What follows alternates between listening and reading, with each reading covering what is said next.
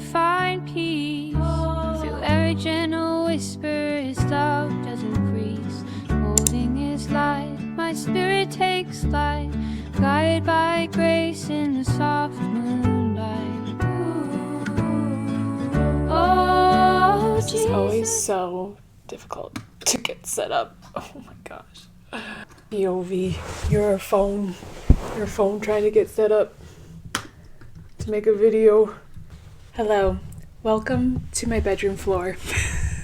This is the best lighting in my entire house is here because I have 2 windows. So that is why I'm sitting on the floor of my bedroom. So I recently just got done watching Jesus Freaks on YouTube.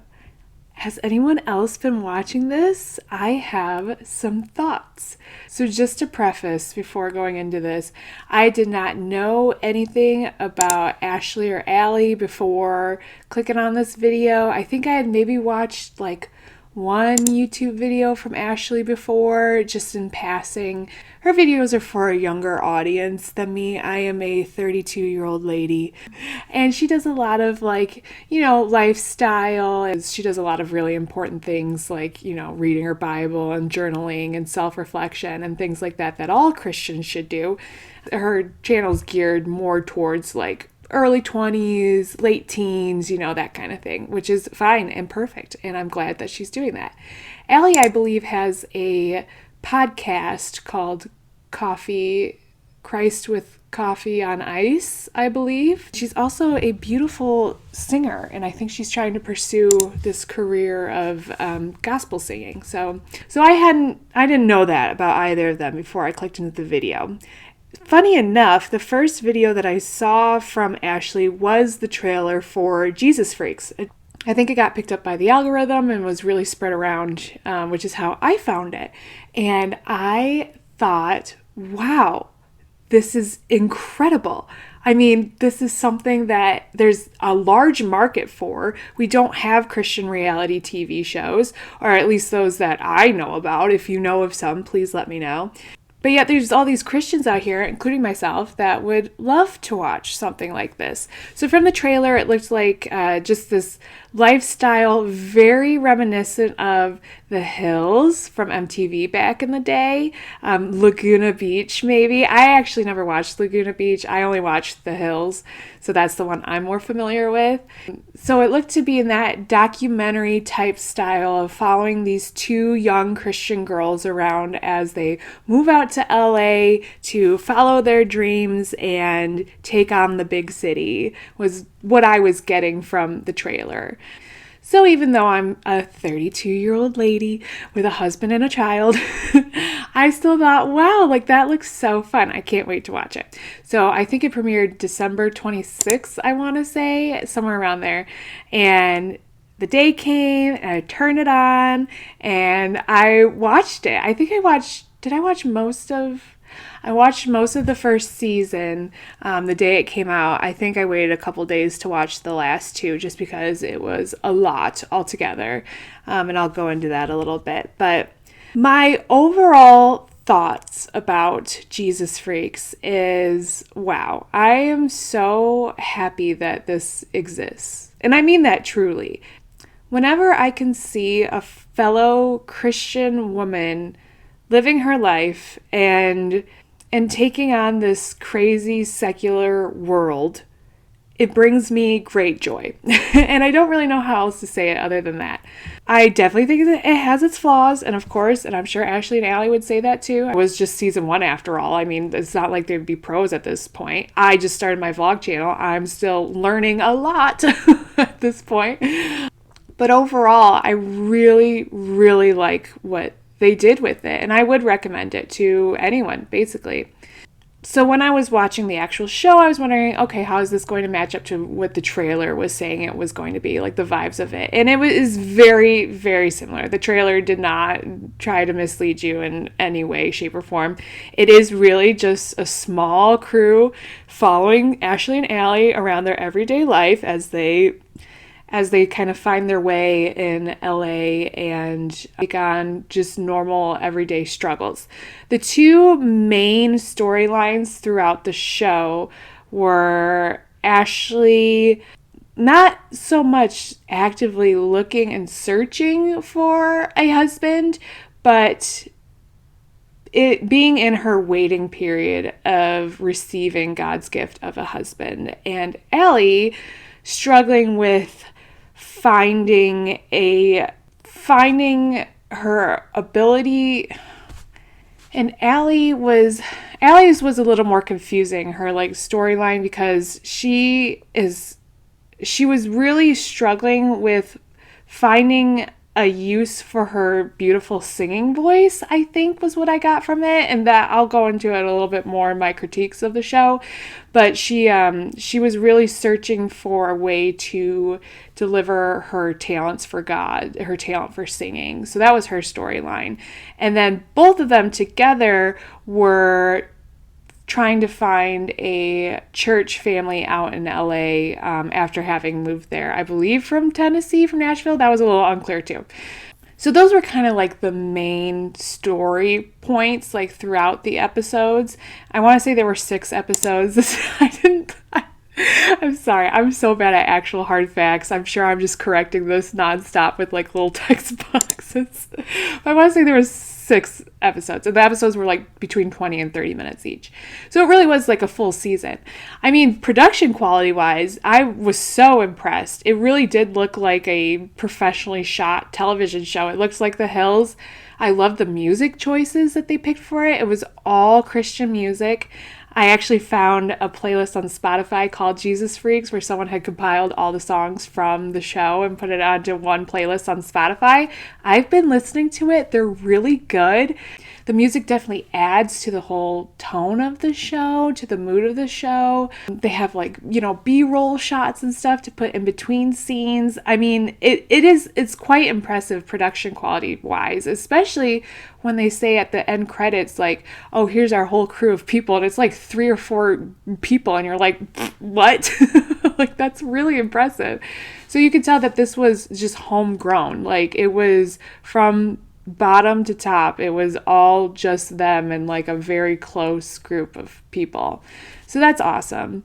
I liked the show had a good balance between serious, heartfelt moments and these light sort of, we're just 2 young girls in the city, like, we're watching movies, we're doing face masks, we're, eating popcorn.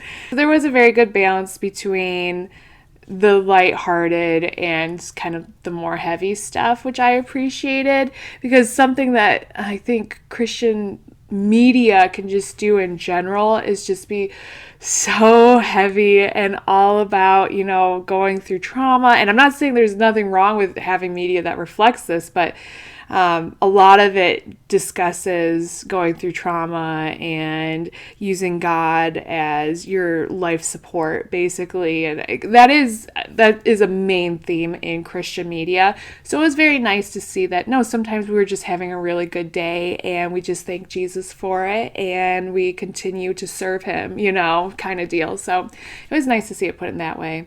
I'm an aspiring Christian romance writer, and I've actually just finished my first novel, and my novel is not what I would classify as heavy. It's Christian. There's a lot of faith elements into it, but nobody is reeling from trauma. There's definitely a redemptive story in it, but nobody's dealing with the death of someone or, just all these really, really heavy. I don't know any other word besides that, like heavy. One second. What? Yeah, so anyway, so I liked that there was a really good mix between heavy and light, and I think that's important. I think more Christian media should just be feel-good stuff, should just be worshiping the Lord even when everything's going right. But that's a personal tangent for another day.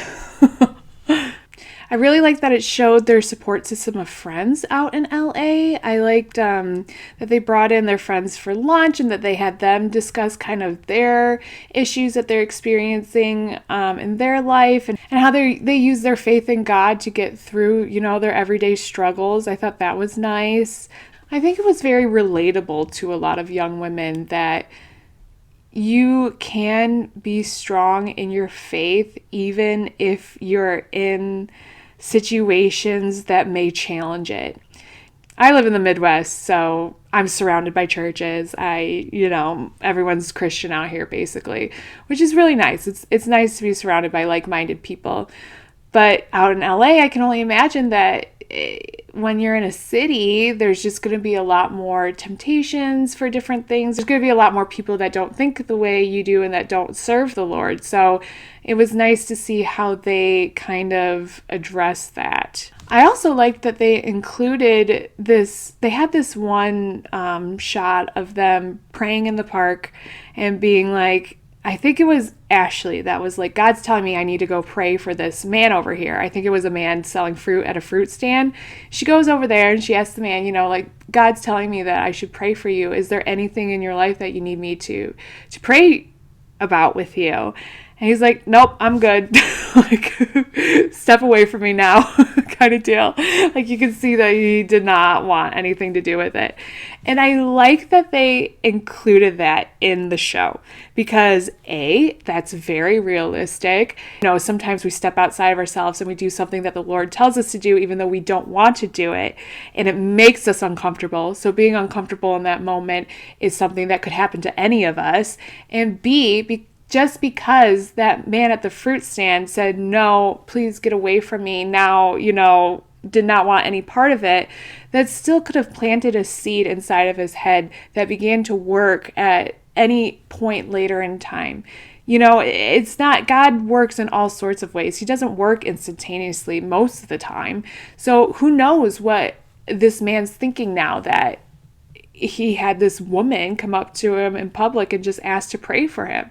Maybe there's some self-reflection later of, oh yeah, there is this thing that I need to pray about. Or maybe God was sending me this woman for a reason. Or you just don't know. There's a million things that interaction could have done in that man's life at a later point. It didn't have to happen in that moment. So I was really glad that they included that in this series. I thought that was important.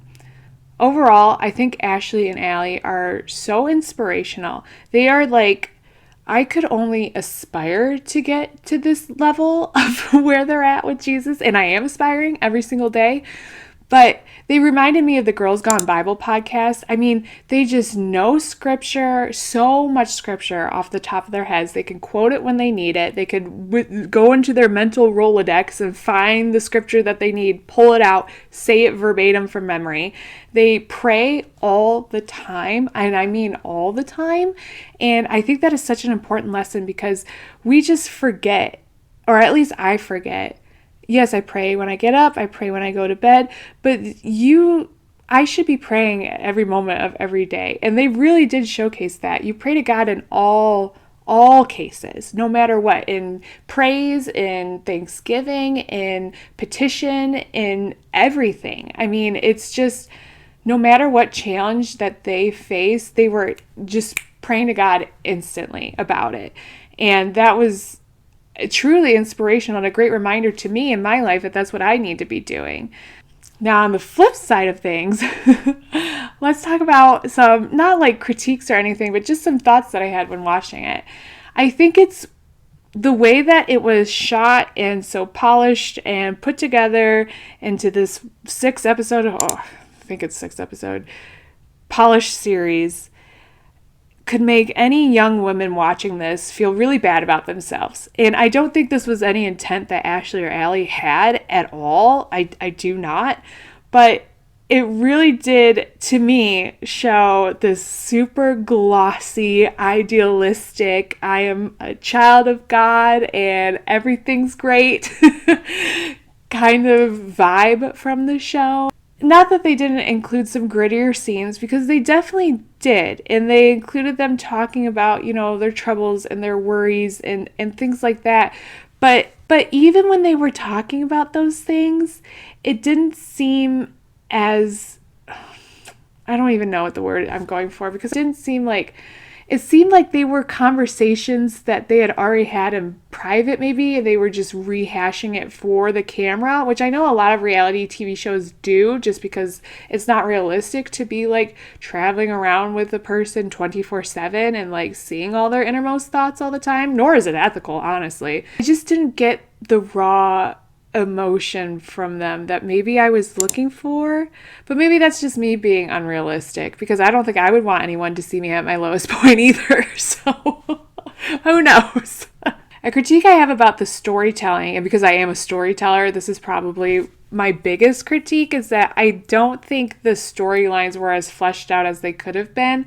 And that's maybe because they're hoping to do more in season 2, probably, but I really, really wanted to know more about Allie and her singing, and what was stopping her from singing and from posting videos online of her singing, and from recording songs, finding an agent, finding a church choir to sing in, and I did not get that when I was watching it. It was all very ambiguous the way that she was talking about it, which is fine, and probably because she didn't want to discuss the details of it.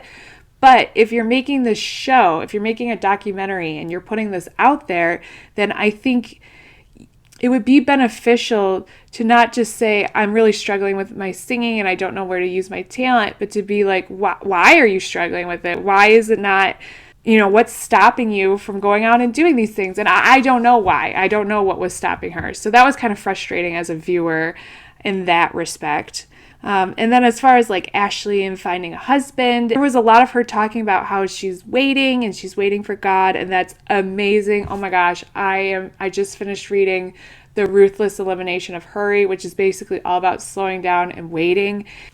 But there was a lot of talk about being frustrated and waiting and nothing happening, but she wasn't going out and doing things that would get her a husband, if that makes sense. Like, she wasn't going on dates, or maybe she was, but they weren't on the show, and maybe she didn't want to go on dates at that time, and I wish she would have addressed that and been like, no, like, I don't want to go on dates right now, and I wish she would have addressed that. And so there was just some confusion on my side as a viewer in that regard. Why not go out to, church functions and church single meetups and, Christian dating apps and stuff like that? I don't know. And I wish she would have addressed why.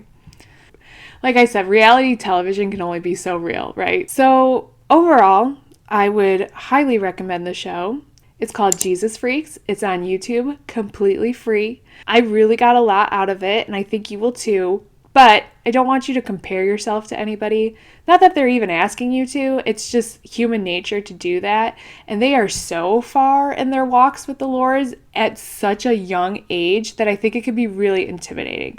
So don't feel bad about yourself if you're not exactly where they are at this point in your life, because we're all on a different walk with Jesus, and we're all at different stages in our life with that. And that's okay. But I am so glad it exists, and I am so glad that we are trying to fill this hole in media where it's just all this secular garbage and there's no faith elements in it whatsoever, and nobody's Christian, and we never talk about Jesus, and we never talk about God, and it's just so exhausting. So it honestly was something that really did fill my cup spiritually, and I do recommend it, and I just want to thank Ashley and Allie for everything that they did, and I really commend them for taking on this project. I can only imagine how scared they were, but I'm sure the Lord told them that this is something that they needed to do, and they stepped up and they did it, and that is so inspirational. So thank you, Ashley and Allie, and I really look forward to seeing season 2. The book stack has grown. You guys, I don't even know how this happens. It's just, they're like bunnies. They just multiply. I'm still reading The Problem of Pain. I know I put my library haul in the last video. I finished Ruthless Elimination of Hurry, and I finished Redeeming Love. I have a lot of thoughts on both of those books that I will tell you in a later video, but this is the last one from last week that I'm finishing up. It is so good. And then what I got this week from the library is this Girl Sleuth, Nancy Drew and the Women Who Created Her book. I'm very excited to read this because it's all about the ghostwriters that basically created Nancy Drew. And then I got a few Christian fiction books. I got One Wrong Move by Danny Petrie. I got Memory Lane by Becky Wade. And I got Love and a Little White Lie by Tammy L. Gray. Don't ask me, like, when I'm going to have time to read these. I don't know. Don't ask me. But, yeah, that's, that's all for now.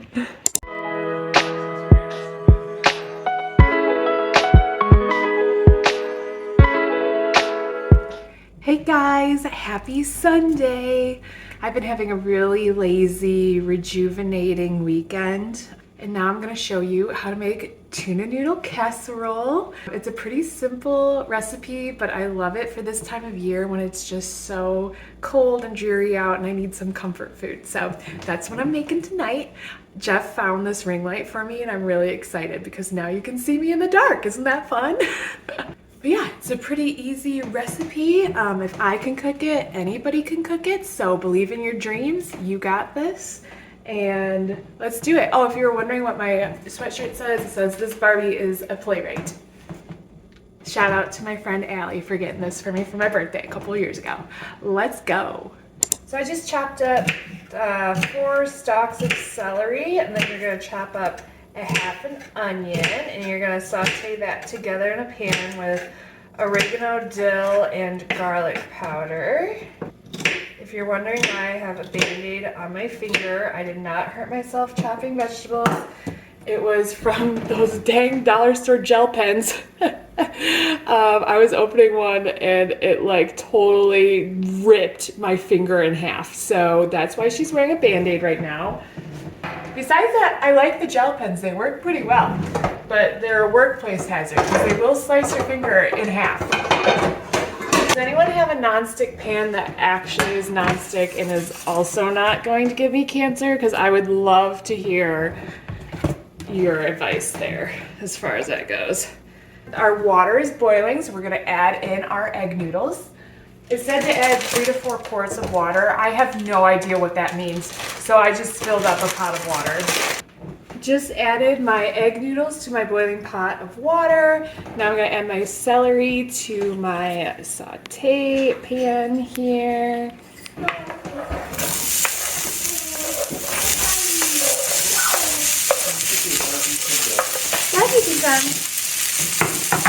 Okay, I have mad respect for anybody who films themselves cooking because this is no joke. I feel like I'm juggling 5 different things right now. So we've got our celery and our half an onion sauteing in the pan. I'm gonna add oregano, dill, and garlic. And then we've got our egg noodles boiling here, and they've got 8 minutes left to go. Where's the dill? It's the second row first should be right. Okay, this is second row. Oh, sorry. You grab it for me? Yeah, I mostly use these spices. So, yeah, that's seasoning. It's all right. Yeah, we got there. Thanks, babe. You're welcome. Okay, so don't mind my toddler in the living room. He's having a great day. We drained our noodles and we sauteed our veggies. And now we're going to, yes, they're a little burnt and that's totally fine. Adds to the flavor. And now we're going to add in our tuna into our veggies.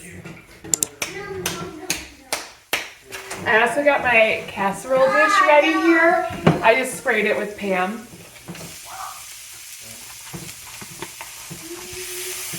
I just did this tuna for 2. I added this one, and now I'm gonna add another one because I don't feel like that's enough. Hi, sweetie. Mama's cooking. This is already so burnt that I'm not gonna saute it. It's gonna get more burnt. Woo, it's hot. It's heating up. So now I'm just adding 1 can of cream of celery and then 1 can of cream of mushroom. It doesn't matter. You could add cream of whatever you want. It doesn't matter.